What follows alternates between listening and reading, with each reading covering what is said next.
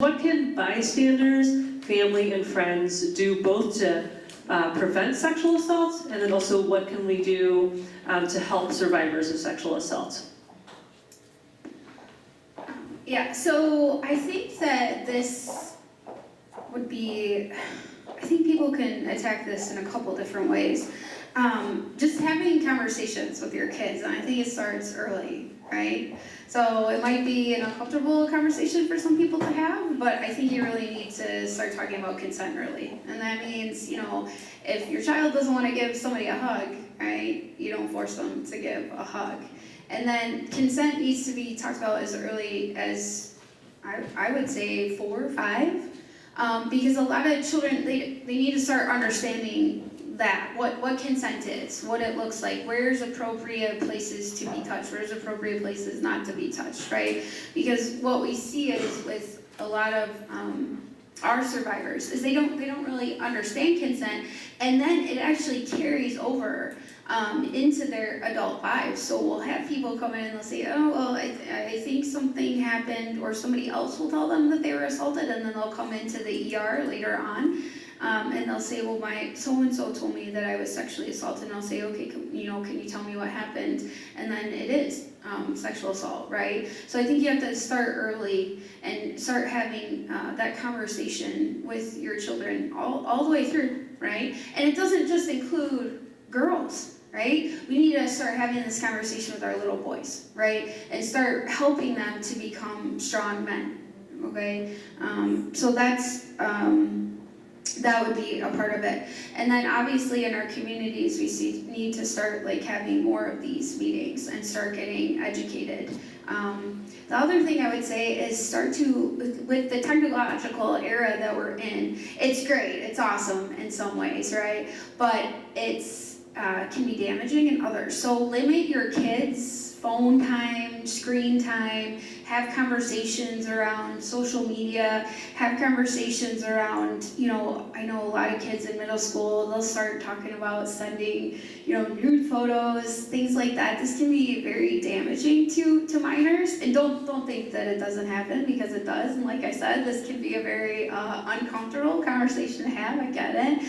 But you need to have these conversations, because if you don't have them, then things are going to happen that maybe you don't want to happen. And also what I'd like to tell you is that social media is a place where, people prey on children, people prey on minors, and they prey on the vulnerabilities. So for example, if your child is posting on social media, oh, I just, I had a fight with my mom, I'm not getting along with my mom.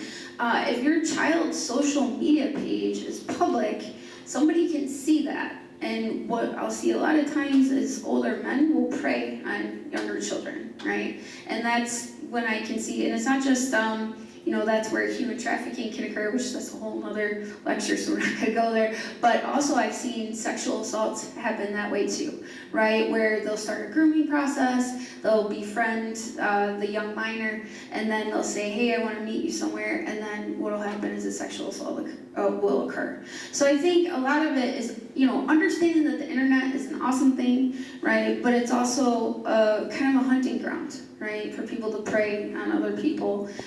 Getting educated yourself and staying up with the trends, and then having those difficult conversations. There's a great video on YouTube about consent. If you Google it, it's called the T video. I love it. I laugh every time I watch it. There's some smiles in the audience. It's really great for kids. Anybody else want to go? I have a 12-year-old brother and I have a 1-year-old brother. And my brother just recently got a phone, and I said, oh goodness, here we go. And I would tell him, let me see your phone, let me check up on it. I don't want to be spying on you, I don't want to be up your back about it, I want to protect you. I want to make sure you know what you're saying, what you're doing. He's 12, he's young, but I limit his time with the phone. You have an hour after school, and then when you're home, you get your homework done, and that's it. Actually, at the age of 10, I started talking to my brother about what sexual assault was. It was a little awkward, it was uncomfortable, but my parents come from a background of everything is very taboo. And you have to see in the cultural way as well. A lot of people don't speak about it because of their cultural beliefs.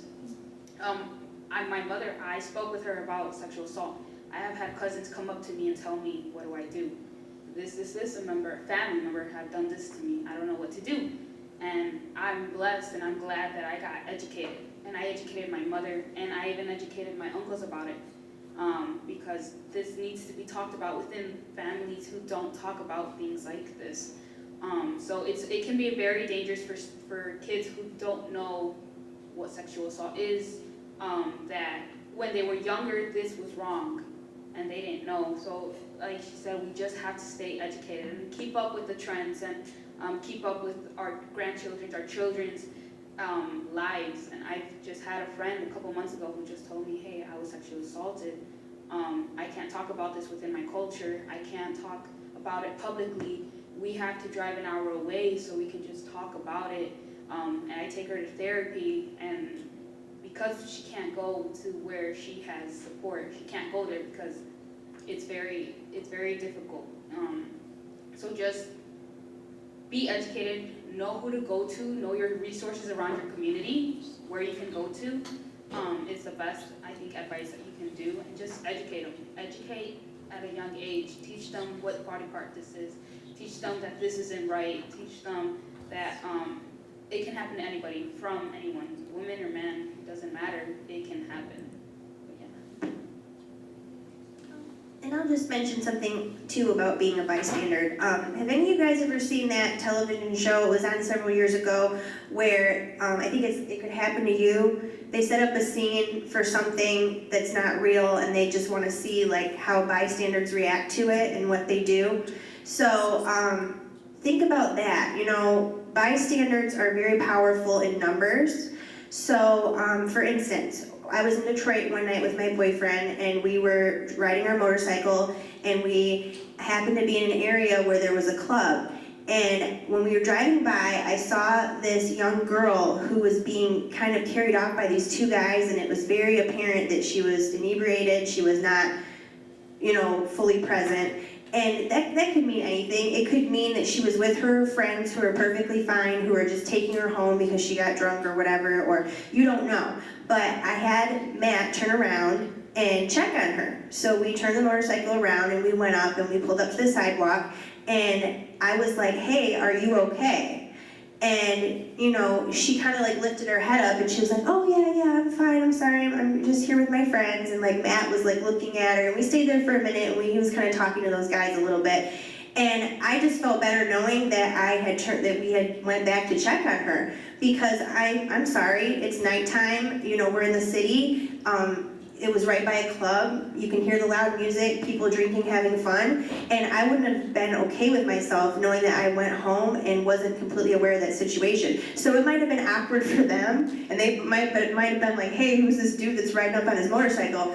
But at least I was able to go home and sleep and be okay with it. And you have to think about that too. How many situations have you been in as a bystander where you saw something that looked not right, or you saw something that could potentially not be right, and you didn't do anything about it? You know, and I'm not saying that you should necessarily put yourself out there at risk as well, but once again, the whole bystanders and numbers thing, if you're in a group, if you're out in public with a bunch of people and you see something going on, grab people, get people involved. Then it's not, you know, a safety risk necessarily. The other thing too is just, like I said, asking directly. Like I directly asked her, are you okay? And once I figured out that she was, and it wasn't that type of situation, then I was fine with like moving on with it. Also too, you know, refer to the authorities, calling the police. Nothing is gonna hurt anything by calling the police about something. I'm not saying you should go around and just be like, I'm gonna call the police on this and this and this. But I'm just saying, like, if you see something and you know it's not right, calling the police and letting them know what's going on so they can check it out is at least something. And it's also helping you in your safety. So I'll just say that.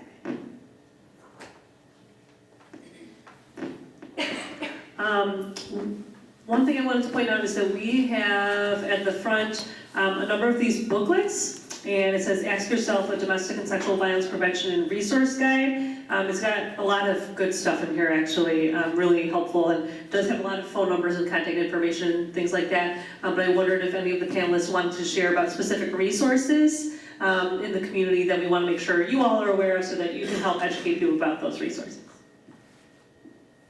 Us. No, so Wayne County Safe, we're out there, we're located in Detroit. You can Google us, but if anybody doesn't want to have those difficult conversations with their children, I'm happy to help you with that. Happy to guide you. You can call on us as staff. This is what we do. This is what we deal with every day. So I just like to tell us a little bit. I hope that's not frowned upon. But yeah, we'd be happy to help you in any way that we need to. Katie? And I just want to give you guys the number really quick to our office. It's 313, if anyone wants to write it down, 313-964-9701. I also encourage you to follow our social media pages. Facebook is the Wayne County Safe Program, and Instagram is WC Safe. I try my best to, I'm the only one that's managing the social media, but I really try my best to keep up with resources and different things going on in the community around sexual assault.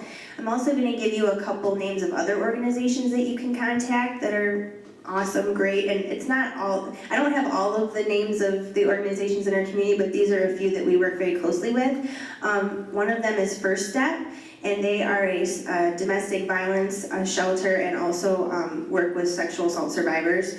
I can give you their number. Their number is 734-416-1111. Another organization that is amazing that we're partnered with is the Sasha Center in Detroit. And they, forgive me on this, they are a holistic healing center specifically for women of color. Their phone number is 1-888-865-7055. It's a great group. They have a very unique approach to working with survivors. They do a lot around spoken word and poetry and helping survivors with creating a voice in the community. And then I'm going to give you another organization, which I know Erin knows a lot about this. The Polaris. You can, if you ever see anything that looks like human trafficking, if you're in a situation where you suspect that there might be a situation that involves human trafficking, you really should call this number because they keep track of all the reports of human trafficking that come in throughout the country. And they also provide resources. If you think that you know of someone or you've seen something that looks like human trafficking, they can help you to figure that out. The number is 202-790-6300. And then finally, one more resource I want to give you is RAINN, RAINN. I'm going to give you the hotline number. It's 800-656-4673. That's rain.org. They are an amazing resource. If you want to see all the statistics around sexual assault and human trafficking in several different specific areas, they go over statistics and resources for several populations specifically. This is a great resource and tool, and the hotline number is also great. If you're a survivor and you don't feel comfortable, or you know someone that's a survivor and you don't feel comfortable necessarily seeking out individual counseling or group counseling with one of our organizations, you can always call them, and they have a 24/7 hotline for someone to talk to. And once again, my name's Katie, so if you guys have any questions or you would like to contact me in the future, please feel free to call me at Wayne County Safe. I'm always here to support anybody. Yes. I just wanted Katie to go ahead and repeat you all's number for me. Oh, sure. No, yeah. Thank you. 313-964-9701, and our website is www.wcsafe.org. Another organization that's actually on Southwest Detroit called DHDC. I have their phone number if you guys would like it. It's 313-967-4880. I'm actually trying to work, I've been going to DHDC since middle school, and I'm actually trying to work to organize like a a group meeting for parents to talk about sexual assault, and that they're welcome to bring their children, but I'm trying to focus more on the parents and educating them, and also the kids on the side, because I know it's a little awkward, but yeah, the HDC, I'm trying to work to have like a group meeting in Southwest Detroit, so if anybody's interested in going, or contacting me about it, so you guys can come and see, you guys can come to me for my phone number.